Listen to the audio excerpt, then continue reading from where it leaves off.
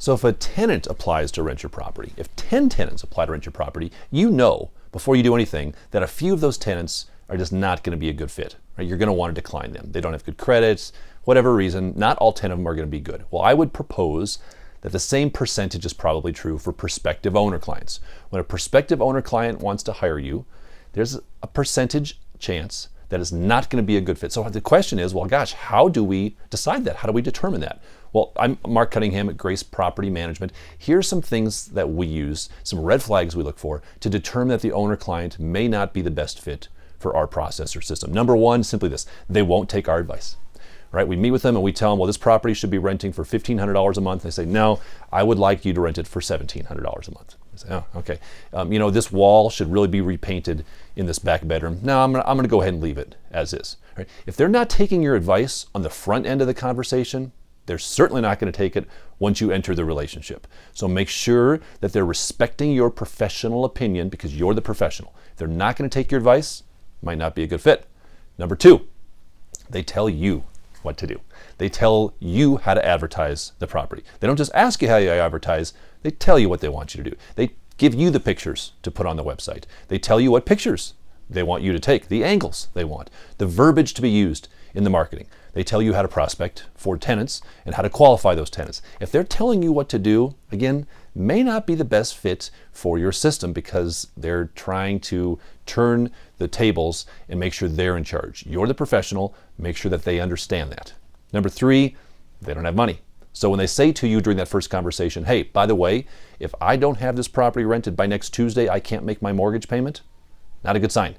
Do they have money? Because at some point in time, you're going to have to call them with your hand out and ask for money. And if they don't have it, that's a problem for everybody. So let's make sure they have a reserve. The reserve we recommend is 3 times the amount of the monthly rent. If the property's renting for $2,000 a month, they better have $6,000 sitting in an account somewhere. Why? Because at some point in time, the tenant isn't going to pay the rent and the hot water heater is going to burst, and it's probably going to happen the same month. So you're going to need some money. Make sure they have some reserves. Now, before I tell you number 4, I just want to thank the sponsor for this video, the CFO Mission. If you've never talked to Phil at the CFO Mission and you're having problems with your finances, you should do that. If you don't know your business finances, you don't know your business.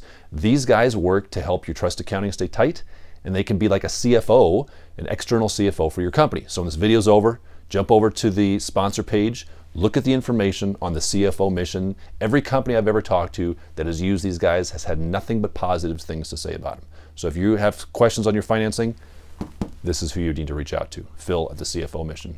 Love them. All right, number 4. They may not be a good fit if they're overly demanding. Are they expecting you to return the call immediately? Are they mad if you don't? Do they want you to show on the weekends?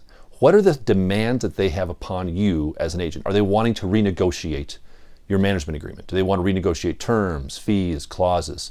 If they're overly demanding, again, it's not going to be a good fit. See, for us, this is what we say. Our system is designed for owners who want to be hands-off. If you don't want to be hands-off, we're probably not a good fit for you. And it's not a right or wrong. It's not that we don't like you, you're a bad guy. We're just not a good fit because we know we're not going to be a good fit for everybody.